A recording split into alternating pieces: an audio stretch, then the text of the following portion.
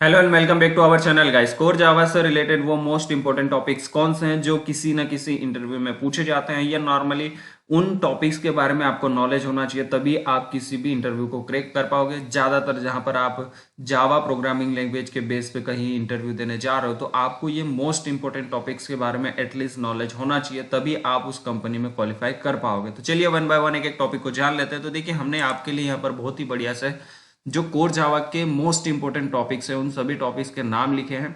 इन topics को read करके आप बहुत ही बढ़िया से कोर जावा या जावा से रिलेटेड जो भी आप किसी भी कंपनी में इंटरव्यू दे रहे हो उसको बहुत ही अच्छे से क्वालिफाई कर पाओगे या क्रैक कर पाओगे। ठीक है, तो एक एक टॉपिक का यहाँ पर नाम रीड करते हैं। इन टॉपिक्स के बारे में आप बहुत ही बढ़िया से रीड करके पहले से तैयारी कर सकते हो। ठीक है, तो इनका नॉलेज आपको नॉर्मली होना चाहिए अगर आप कोर जावा या जावा से रिलेटेड कुछ भी काम कर रहे हो।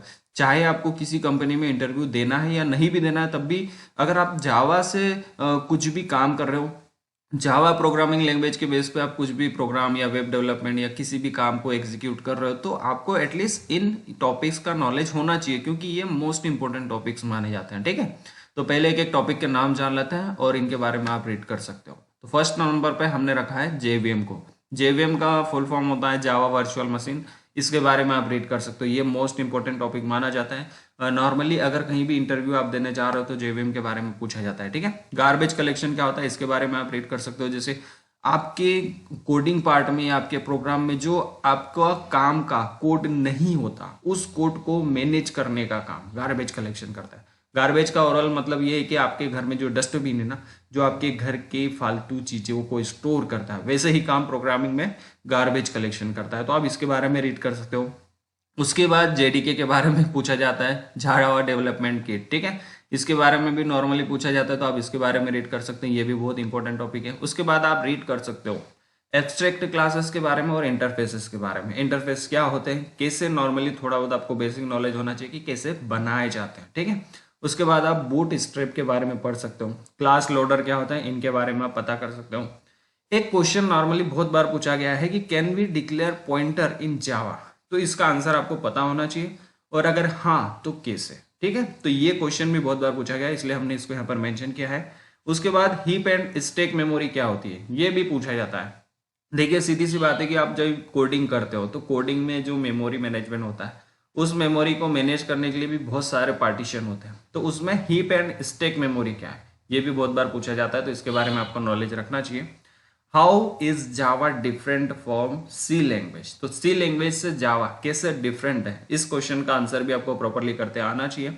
इंटरफेसेस के बारे में हम पहले ही बात कर चुके हैं, इंटरफेसेस के बारे में आपको नॉलेज लेना चाहिए। उसके बाद एक मल्टी थ्रेडेड क्या होता है और एक मल्टी थ्रेडिंग क्या होती है, ये दोनों चीजों के बारे में आपको पता होना चाहिए, तो ये आप रीड कर सकते हो।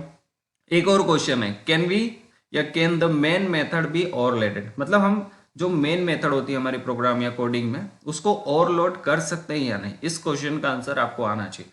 अगर नहीं तो कैसे, और अगर हाँ तो कैसे आप उसको इंप्लीमेंट कर सकते हो, वो चीज आपको पता होनी चाहिए। क्योंकि जो आपसे एचआर या कोई भी सीनियर इंटरव्यू लेने की मतलब कोशिश करता है या आपको क्वेश्चन देता है ना, तो उसके मन में ये होता है कि अगर ये कर सकता है तो कैसे, और नहीं कर सकता है तो कैसे, तो उसके पास रीजन होना चाहिए। तो वो रीजन आपको पहले से पता होना चाहिए और प्रिपेयर करके जाना चाहिए नॉर्मली। ठीक है, उसके बाद आप ये क्वेश्चन रीड कर सकते हो, डिफाइन कॉपी कंस्ट्रक्टर इन जावा, कैसे कर सकते हो आप उसको डिफाइन, वो आप रीड कर सकते हो।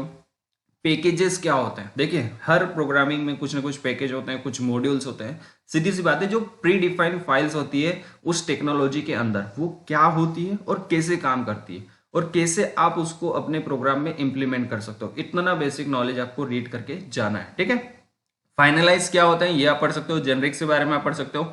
बहुत ही बढ़िया है, पर कलेक्शन फ्रेमवर्क, फ्रेमवर्क के बारे में आपको एटलीस्ट जो भी टेक्नोलॉजी में आप इंटरव्यू दे रहे हो उसके जो भी कुछ मोस्ट इंपोर्टेंट फ्रेमवर्क होते हैं उनके बारे में आपको रीड करना चाहिए। ठीक है, स्ट्रिंग्स क्या होते हैं ये आप पढ़ सकते हो। उसके बाद आपका जावा की जो बेस्ट फीचर्स होते हैं, जैसे होता है ना कि हर टेक्नोलॉजी में कुछ क्वालिटीज होती है, कुछ बेस्ट चीजें होती है जो किसी और टेक्नोलॉजी में नहीं होती। जैसे फॉर एग्जाम्पल जावा सिक्योरिटी के हिसाब से बेस्ट मानी जाती है, तो वो कौन से बेस्ट फीचर्स हैं जावा के अंदर, वो आपको रीड करके जाना है। उसके बाद जेआईटी क्या होता है, जस्ट इन टाइम, तो जो भी है उसके अंदर वो आप डेफिनेशन रीड कर सकते हो, या किसी कोडिंग पार्ट में उसको थोड़ा बहुत अप्लाई कर सकते हो, वो रीड कर सकते हो। उसके बाद स्ट्रिंग बफर या म्यूटेबल कैसे हैं ये तो आप रीड कर लेना। ठीक है, एल्गोरिथ्म, एल्गोरिथ्म क्या होती है, कैसे उसको बना सकते हैं और वो क्या काम में आती है। ठीक है, एल्गोरिथम का बहुत ही इंपॉर्टेंट पार्ट है, इसलिए इसको मैंने यहाँ पर मेन जगह पर रखा है कि लास्ट में आपको बहुत ही अच्छे से एक्सप्लेन करूँ। देखो, किसी भी काम को करने के लिए ना एक फिक्स डेटा या फिक्स जो स्ट्रक्चर होता है, डायग्राम होता है, वो बनाया जाता है। उसी डायग्राम को एल्गोरिथम कहा जाता है।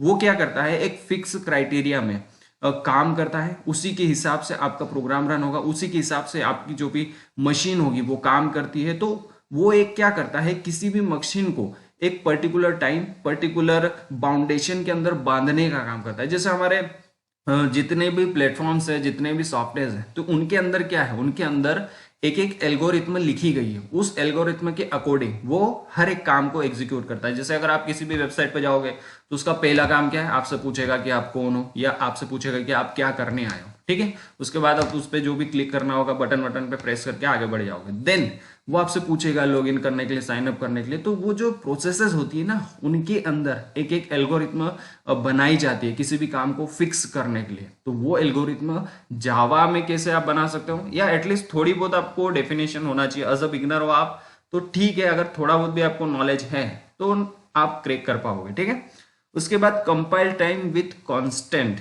ये है। देखिए, एक होता है कि जब हम किसी भी कोड को कंप्लीट करते हैं या रन करते हैं तो एक कंपाइल टाइम होता है। तो वो कंपाइल टाइम क्या होता है और उसको हम कैसे कम कर सकते हैं, ये आपको पता होना चाहिए। देन उसको हम कांस्टेंट, मतलब एक जगह पर स्थिर कैसे रख सकते हैं, वो चीज भी बहुत बार इंटरव्यू में पूछी जाती है। तो ये क्वेश्चन या ये टॉपिक जो है ना, ये जावा में मोस्टली पूछे जाने वाले क्वेश्चन है।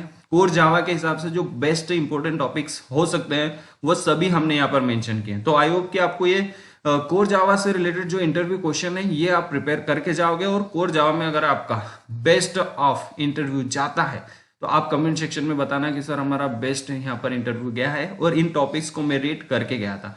तो फिलहाल मैं इस लेक्चर में इतना ही। Thank you so much for watching and also see you in next video guys.